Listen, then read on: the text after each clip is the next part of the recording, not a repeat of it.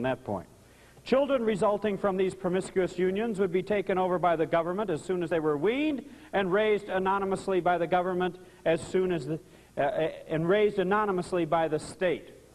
And what is interesting to notice in our society is the growing interest of the government in children and in daycare and moving ever farther back toward babyhood in its molding power over the next generation.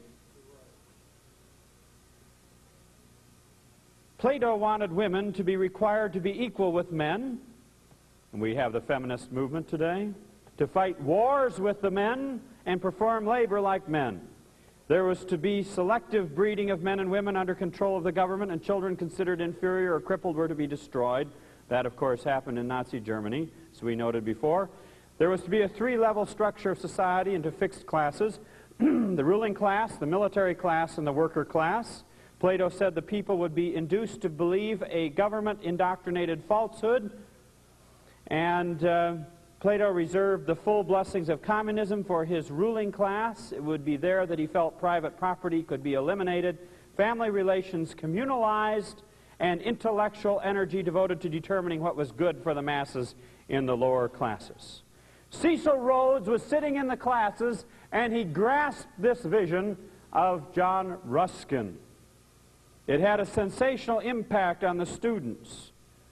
Ruskin's inaugural lecture was copied out in longhand by Cecil Rhodes, who kept it with him for 30 years.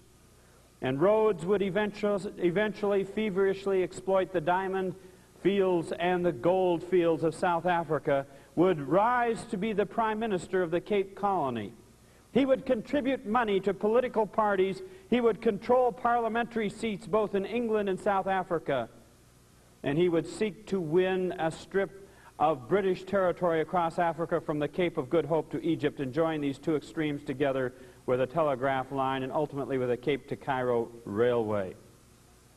Rhodes, at the height of his personal income, had £1 million sterling a year coming into his financial resources, which was then about $5 million, which was spent freely on his mysterious purposes.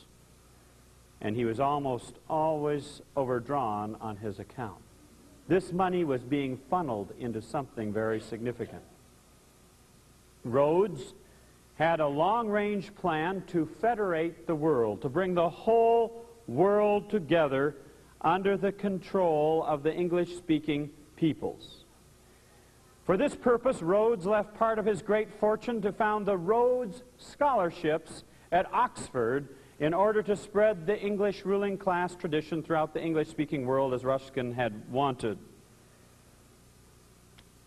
There were others that joined Rhodes, Arnold Toynbee, Alfred Milner, and others, Britishers primarily. And what Rhodes did was to establish a secret organization, a secret society, which would perpetuate his dream of federating the world, of bringing the world together as one. He had 7 wills, and he, in his wills, laid out the plan for a secret society to be established exactly on the pattern of the Jesuits. They were to take the constitutions of the Society of Jesus, the Jesuit constitutions, and use that as the constitution for their order, and they would merely strike out where it said Roman Catholic Church and put in the British Empire. It was quite a plan. And this secret society worked then to gain control of Oxford, and Cecil Rhodes dreamed of being the Caesar and the Loyola of this dynasty that he would establish. Well, this secret society went on to be known as the Round Table Group, the Milner Group, and other names in England. And they spawned other front organizations around the world. In America, they spawned the Council on Foreign Relations. And this Council on Foreign Relations is, as you know, a very powerful organization from which many of our, or most of our most recent presidents have been drawn. Our media, our establishment media, is largely dominated by this organization. It works in collusion with the Trilateral Commission, which has as its goal the bringing together, the interlinking of the economies of the world, particularly the economies of Europe, America, and Japan, because these economies generate most of the, or much, not most, but much of the world's output. I have here a book, Transition to a Global Society, which is a book that is based on the first international dialogue on the transition to a global society, hosted by the Landeg Academy in Switzerland, exploring the various issues involved in uniting the world in the public and private sectors in the fields of science and technology, culture, ethics, and religion. A very, very interesting subject.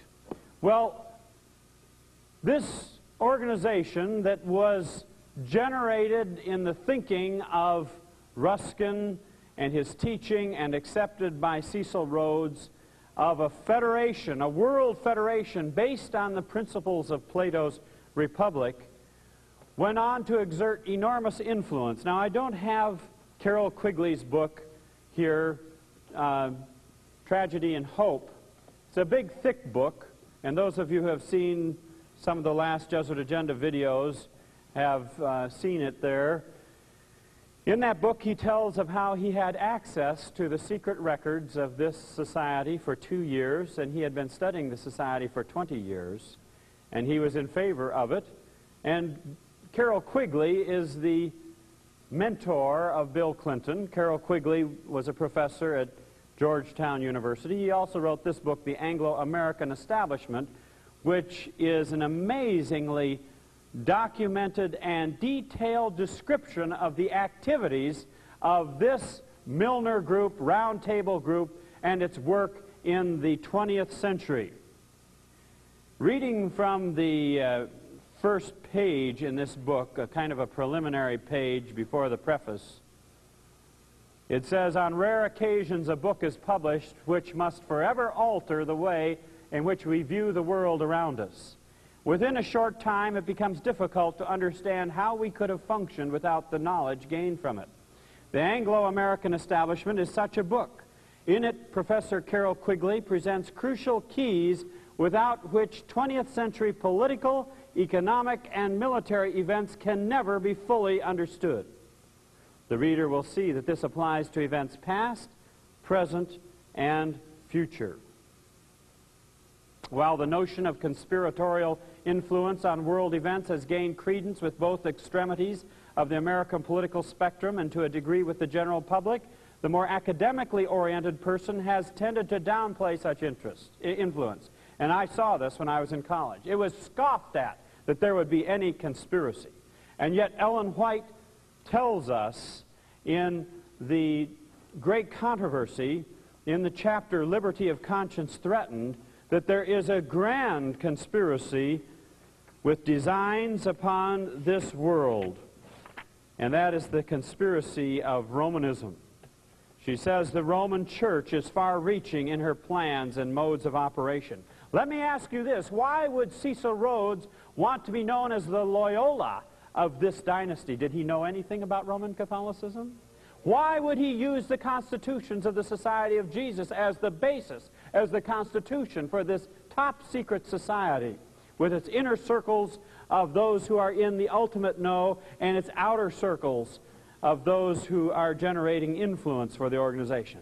The Roman Church is far-reaching in her plans and modes of operation. She is employing every device to extend her influence and increase her power in preparation for a fierce and determined conflict to regain control of the world, to reestablish persecution, and to undo all that Protestantism has done.